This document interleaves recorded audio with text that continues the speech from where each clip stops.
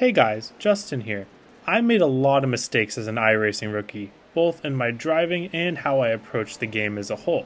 So today I want to go over my top 5 things that I think all rookies should know when they're starting iRacing. But first, I would really appreciate if you would consider subbing to the channel.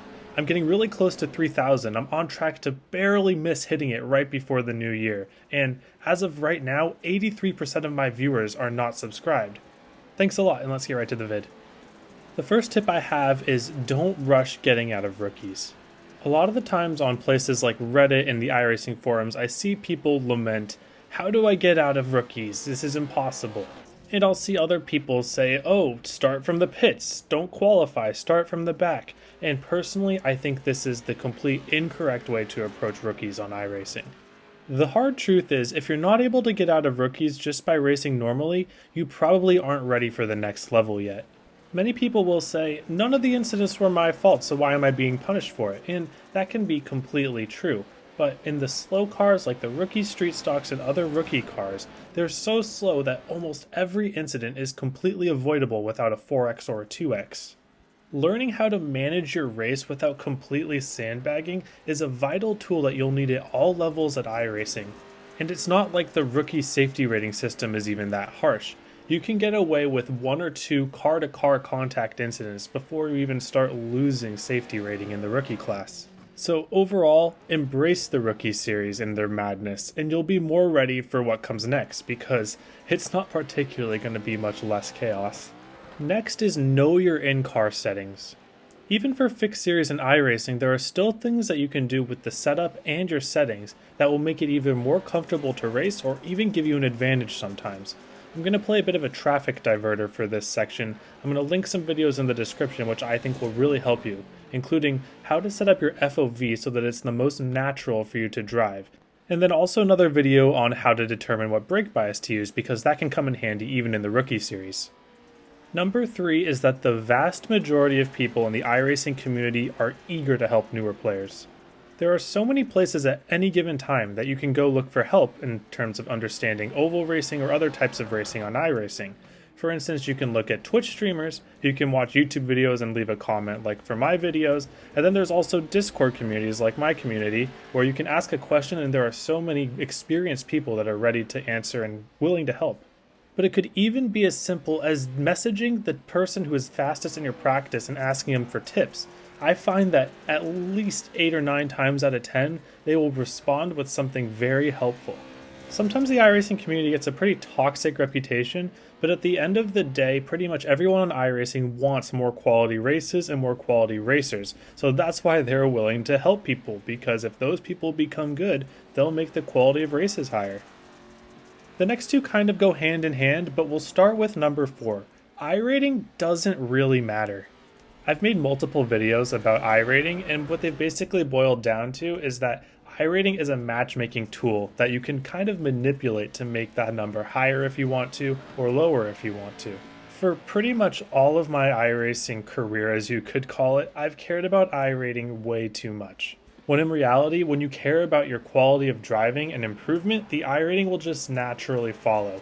Maybe not instantaneously, but over time, over a trend line, it'll always balance out to about where you are, more or less. A lot of people will say, oh, I'm 2000 iRating level, but right now I'm at about 1500, I just wreck a lot. Well, it's not just your speed that's factored into the iRating, it's really the all-around consistency. If you do really well half the time and wreck half the time, you're about the same as a mediocre driver mathematically. So that just gives you an idea of what you need to work on to improve to the level where you think that your speed is at. But that also leads right into my next topic, number 5, race for fun. Another thing that I obsessed way too much over when I was starting out in iRacing was making sure I had enough practice before joining a race. This is partially because of the iRating factor, but also because of the factor that I just didn't want to lose. And it kind of works like that for a lot of games. You prepare really hard for your match, your race, your event, whatever, and then you show up and you try to perform at your highest level. But in iRacing that's kind of different, because the practicing is usually with yourself, and it's really hard to learn certain things just with yourself and your senses on the track. What I like to say about iRacing is when you're losing, you're learning, because there's always someone that you can look to see what they did differently and how you can improve what you did compared to them. So I think once you even feel a little bit comfortable on a track to just not wreck every single lap and ruin people's races, that's the point where I think you should just jump into a race, and if you lose, just learn from what others did to beat you. I was so obsessed at the beginning with doing whatever I could in preparation to win races and compete that it ended up holding me back because I just didn't do that many races over time. It's easy to think of iRacing in the context of a career mode for a video game or something and think, oh, if my I rating isn't progressing, if my safety rating isn't progressing, if I'm not getting wins, then I'm failing as a career. But in iRacing, every single race will build into your well of knowledge that you'll draw from, and then you'll return to tracks and you'll learn more, and you'll be faster because you remember stuff and you learn more, and so on. Progress can take a lot longer than you're used to, and that's alright. You just gotta keep racing, and I really wish I raced more when I started out. And finally, the last thing I wish I knew going into iRacing was what's the basic oval racing etiquette? I think for some people who race in real life or watch a ton of NASCAR, some of these things may be obvious, but for newer players, I think it's really important that I just kind of spell out some of the racing etiquette things that you'll encounter and just know ahead of time. First, it's okay to use your bumper, but you got to know what's going to come back at you if you use it in certain situations.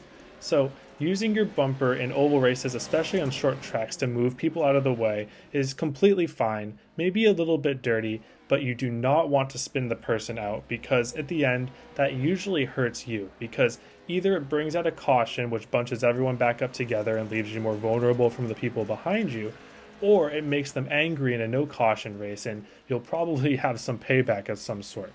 So, once you move someone out of the way, you gotta make sure that they don't get back to your bumper because you'll expect that to be paid back 100% of the time, and sometimes they'll pay it back even at a higher level than you dished it out in the first place. Another very common racing etiquette thing is lap cars. With lap cars on iRacing, just telling them where to go goes a long way. Most of the time, if there's a lap car and you ask them to go to a certain place, that just makes it easier for everyone. But in the result that they are some sort of lap car who wants to race you for some reason, you really can go ahead and use the bumper on them. And one last very common racing etiquette thing is blocking.